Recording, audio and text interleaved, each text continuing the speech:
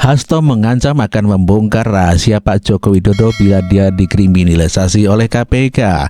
Dan inilah berita mengenai Hasto Kristianto terkait hal itu dan kita dengarkan sama-sama. Hasto siap bongkar skandal pejabat termasuk Jokowi jika tetap dikriminalisasi. Guys, drama kriminalisasi Sekjen PDIP Hasto Kristianto sampai sekarang masih berjalan nih. Bahkan dari waktu ke waktu, kubu PDIP makin ngasih ancaman guys, kalau bakal bongkar video skandal pejabat negara termasuk Jokowi. Wah, kenapa harus nunggu ya guys kalau emang ada kejahatan? Kok buktinya malah disimpan sendiri? Jubir PDIP Guntur Romli bilang kalau yang punya bukti itu cuma Hasto, bukan PDIP. Guntur jelasin, video yang disimpan Hasto itu pasti bakal ngubah arah pemberantasan korupsi.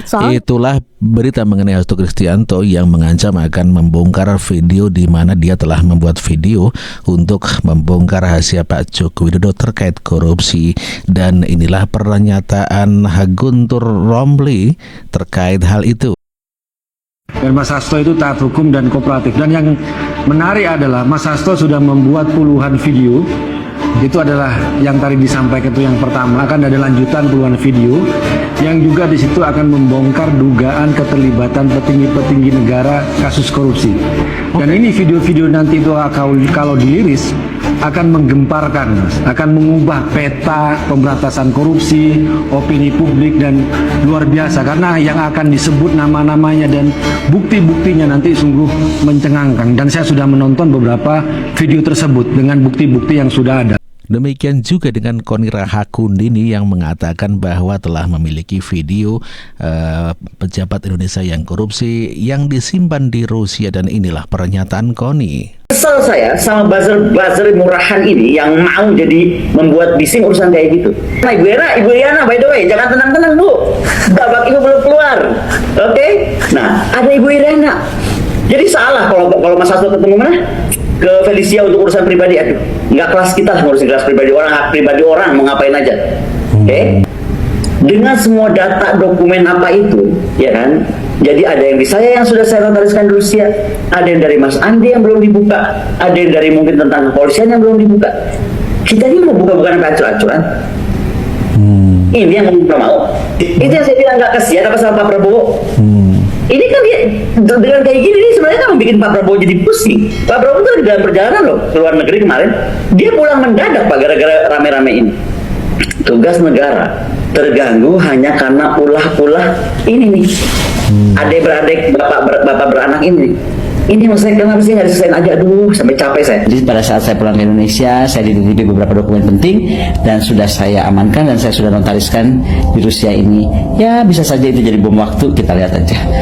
Sejak seorang anggota PDIP, Guntur Romli, membuat pernyataan bahwa Hasto sudah melakukan suatu pembuatan video yang jumlahnya puluhan mengenai perbuatan korupsi yang dilakukan oleh berbagai pejabat negara. Hal ini kemudian menimbulkan suatu riuh rendah. Ada yang mengatakan bahwa Hasto sedang bingung, sedang pusing, sedang sakit kepala karena dia menjadi tersangka KPK. Ada yang mengatakan bahwa apa yang dilakukan oleh Hasto itu silakan dibuka saja. Ya, kita tahu perdebatan mengenai pemberantasan korupsi di Indonesia ini memang kadang-kadang menakutkan. Saya beri contoh, ya, persoalan yang misalnya terkait dengan judi online. Ada yang kemudian juga berpendapat jika judi online itu benar-benar akan diberantas, ini Indonesia akan bubar. Percayakah Anda? Saya nggak percaya.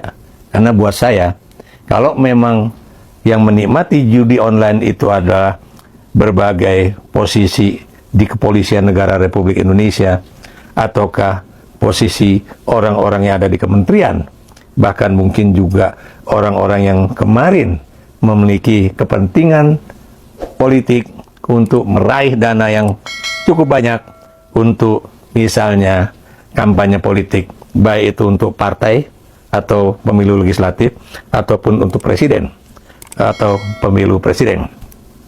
Dan itu kalau kita baca dari berbagai tanggapan orang, apakah itu yang kemudian dilakukan oleh kelompok yang mendukung Prabowo Gibran.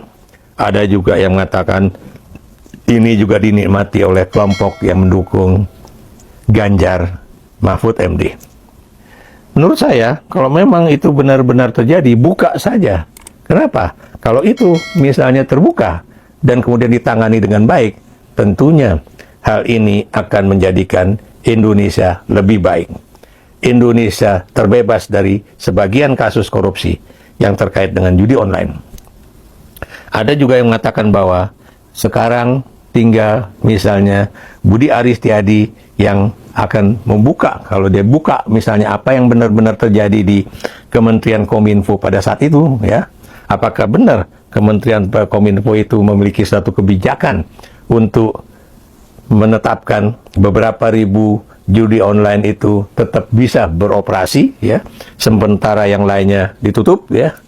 Maksud saya channel saluran melalui Kominfo itu. Tapi juga ada yang mengatakan bahwa karena memang tidak sedikit orang yang berkepentingan untuk itu, agar lagi-lagi dana yang besar dari judi online itu bisa masuk, apakah itu ke kantong pribadi ataukah ke kantong para politisi untuk kepentingan tadi saya katakan, ya, kampanye politik pemilu legislatif atau kampanye politik pemilu presiden. Kita tunggu kapan Budi Aris Setiadi akan bicara mengenai hal itu. Termasuk juga rahasia-rahasia lain, ya, rahasia-rahasia yang lain, ya, yang dia miliki yang bukan saja terkait dengan persoalan judi online. Itu Mas. Bang Adi ada mau sampaikan sesuatu? Jadi ada berapa kasus kalau disebutkan? Lebih dari satu kasus pasti? Ya pasti lebih dari 5 kasus? Ya 5 kasus lebih itu. Lebih dari 5 kasus bahkan, ini Video luar biasa puluhan. ini. Videonya puluhan. Mas Adi ada mau sampaikan sesuatu? Nanti ini akan ditayangkan di channelnya Refli Harun. Anda percaya dengan itu? Anda nggak percaya? Lah, kalau itu dinyatakan oleh Mas Hasto sendiri, oleh Bu Koni, oleh sekarang Guntur Romli, ya saya harus percaya dong. Oke. Kan orang yang mengatakannya adalah orang yang mengatakan kami punya bukti-bukti tersebut. Kami sudah buat video-video tersebut. Justru saya sebagai warga negara dan saya rasa kita semua, bahkan penonton televisi, itu mau menunggu sekarang. Itu adalah sebuah informasi yang sangat penting. Bahkan Bu Koni kan menyebutnya sebagai bom waktu akan meledak. Ya saya kan nggak punya urusan sama orang-orang yang tadi akan diangkat oleh Mas Hasto dan Bu Koni ini kan. Maksud saya gini, yang korup kan bukan kita, bukan Anda, bukan kita semua di sini. Yang korup saya nggak tahu siapa karena belum disebut. Ya, tapi taruhlah dia bilang ada pejabat-pejabat selama ini yang skandal-skandalnya itu akan diungkapkan. Ya bagus dong. Memang pertanyaan saya adalah seperti Anda tadi, ya. Bukannya seharusnya disampaikan lebih awal. Kalau memang Anda udah punya bukti-bukti korupsi, kenapa baru sekarang?